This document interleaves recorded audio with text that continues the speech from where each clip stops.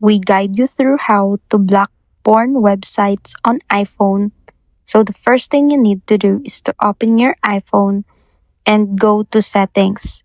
Scroll down and tap Screen Time.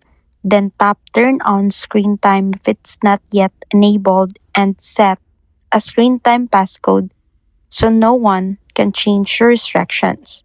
Next, tap Content and Privacy Restrictions and toggle it on, then select Content Restrictions.